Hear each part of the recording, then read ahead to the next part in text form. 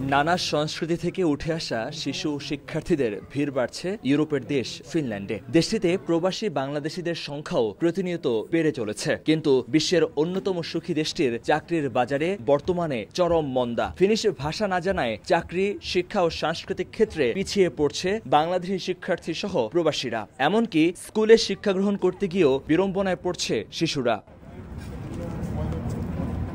এমন বাস্তবতায় ভাষা শেখার পাশাপাশি অন্তর্ভুক্তি ও সমান সুযোগ নিশ্চিত করাই টেকসই ভবিষ্যতের মূল মন্ত্র। সেই লক্ষ্যে একটি আলোচনা সভা আয়োজন করা হয় ফিনল্যান্ডের এসপো শহরের ইসোমেনা লাইব্রেরিতে। সংলাপের বিষয় ছিল অভিবাসীদের ভাষা শেখার প্রতিবন্ধকতা ও উত্তরণের উপায়। বাংলাদেশি দুইজন বক্তাকে আমন্ত্রণ জানানো হয় এই প্যানেলে। এখানকার ভাষা ইংরেজি নয়, এখানকার ভাষা হচ্ছে ফিনিশ, এবং সেই ভাষাটা যদি আপনি না শেখেন তাহলে জব মার্কেট বলেন বা স্কুলে আমাদের বাচ্চারা যদি ওদের এক্সেলেন্সি দেখাতে চায় তাহলে সেখানে ওরা পেরে উঠবে না। তো আমরা চাই যে আমাদের বাচ্চারা, আমি শুধু বাংলাদেশের কথাই বলবো না, আমরা বাইরে থেকে যারা এসেছি তারা তো এখানে নিশ্চয়ই কিছু একটা করছি, তবে যদি আরও ভালো করতে চাই তাহলে অবশ্যই এখানকার ভাষাটা শিখে নিতে হবে।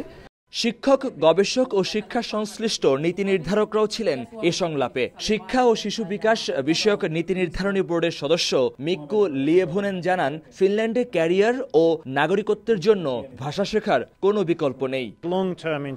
আপনি যদি দীর্ঘ সময়ের জন্য পরিবার নিয়ে এখানে থাকতে চান, নাগরিকত্ব পেতে চান, ভালো ক্যারিয়ার গড়ে এখানেই অবসরে যেতে চান, তাহলে অবশ্যই ফিনিশ ভাষা জানতে হবে। সাময়িকভাবে ইংরেজি ভাষা দিয়ে চাকরি চালিয়ে যেতে পারলেও ভবিষ্যতে সেটার কাজে দেবে না। আলোচনার প্রশ্নোত্তর পর্বে বক্তারা ভবিষ্যৎ নীতি নির্ধারণ ও কার্যকর ভাষা শেখার কৌশল নিয়ে মত দেন। এসপো শহরের প্রায় 30% অভিবাসী। ভাষা ভালোমতো না বোঝার কারণে স্কুলে শেখানো অনেক গুরুত্বপূর্ণ বিষয় থেকে বঞ্চিত হচ্ছে শিক্ষার্থীরা। আলোচকদের মতে বহুভাষিক শিক্ষার্থীদের জন্য প্রয়োজন আরও প্রশিক্ষিত শিক্ষক এবং নীতিগত সহায়তা। মহিউদ্দিন মধু, সময় সংবাদ, ফিনল্যান্ড।